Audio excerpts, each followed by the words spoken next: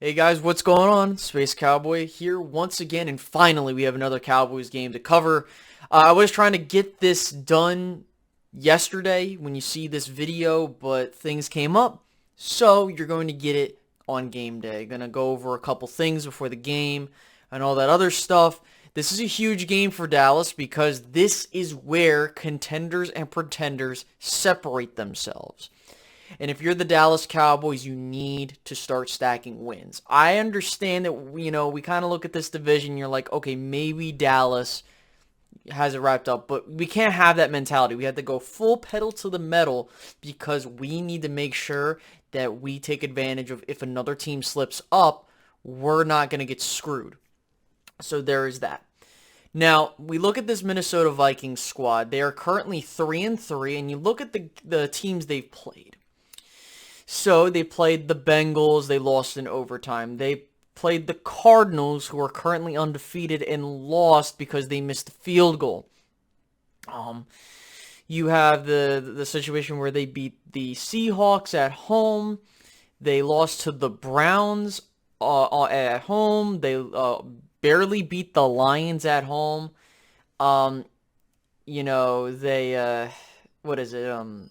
And then they, beat the Panthers in overtime.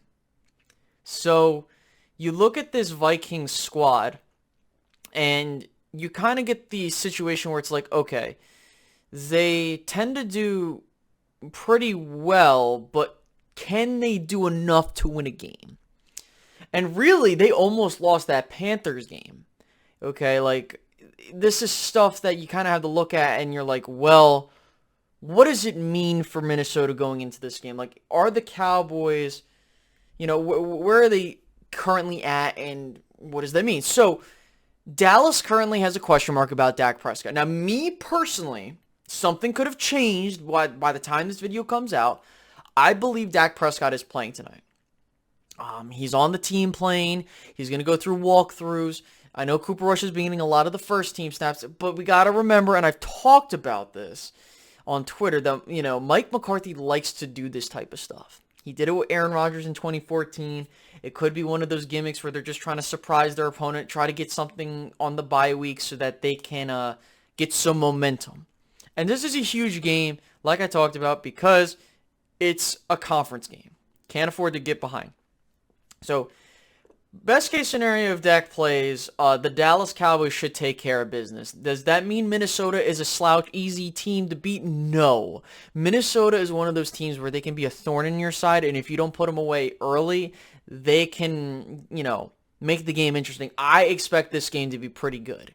I think that Dallas should win comfortably if Dak Prescott's playing. I think they've been struggling on defense. A huge part of why they've struggled is that run defense, and that's something that Dallas can attack. Now, if Cooper Rush ends up starting, is it the end of the world? No. I think that this is something that Dallas needs to do. If Cooper Rush is playing, that running game needs to be strong, and I think that the problem is that with Dak Prescott under the helm, the running game is more efficient because you have the threat of Dak Prescott throwing the football. If Cooper Rush, and I'm not asking Cooper Rush to be Dak, if he can be an Andy Dalton type of backup, I can live with that. But we don't know what Cooper Rush is going to look like in an in-game situation. So that's where I'm looking at this Andy Dalton comparison, and it's like, well, if he can play as decent as Andy Dalton, which, keep in mind, when I say that decent, I'm not saying that that's any good compared to a Dak Prescott, who's a top 5 quarterback. Just, be decent enough. And I think that as long as if you end up putting a shellacking on the Vikings and you're up 35-3 in the third quarter, I don't have a problem if you pull Dak Prescott if he's worried about it. But I've seen a lot of people have this discussion where it's like, okay, if he's still not feeling well, beat this game so you get the tiebreaker in in the conference, then rest him versus Denver. And I completely understand that. I think that that is a huge focal point there. But at the same time, Dak says he's willing to play. It's all a matter of if the coaching staff and the medical staff feels that he isn't ready to play. So for me, And then based off of what's, Stephen Jones and Jerry saying he'll play, Stephen saying, well, if he's ready to go, then he'll go. For me, if he's good to go and he feels fine to play, he's gonna play. Like, the only way that you're not, if he's going to the game, he's not going to be sitting on the bench. You know damn well who Dak Prescott is. And I think that if you're that worried about it and you know he could play, I don't see there's a reason to why, okay, you play the game. If the game's out of hand, then you can pull him out. Or if you feel that, it's still an issue, you run up the score and pull him out. Plain and simple. And this is kind of what I said about Trevon Diggs when we went into that Patriots game. And I think he was having an issue. I said, well, you run up the score and you pull him out of the game. Unfortunately, that's not how the game turned out, but you get the gist of what I'm trying to get at. Now, for Dallas, you look at this game, and as I pull up their schedule here on the side of my computer, so you have Minnesota, and then you have Denver, Atlanta, and the Chiefs. So for me, I think that this game and the Falcons game are vital for seeding, and I think that if you really need to throw a game, and I mean throw a game in air quotes, I think that you should rest him versus Denver if it's that bad of a situation. I think that Denver is a team where they're okay, but not on a Minnesota level where they're going to screw you over type of thing, because Minnesota is talented offensively. Defensively are their question marks. I think that really comes down to this game, right, is can the Dallas Cowboys defense hold Minnesota? And I think they can. You look at Dallas, and offensively, or defensively, excuse me, the most points they've let up this year is 31 points, and that was in week 1, and that was on a last-second field goal. They've given up 17, 21, 28, 20, and 29 points. That's pretty good. Okay, I mean, the fact that we have not had, knock on wood, and this could be the first game where we let up 30-plus points in a long time, like a near full calendar month, or actually a full calendar month plus. It could be this game.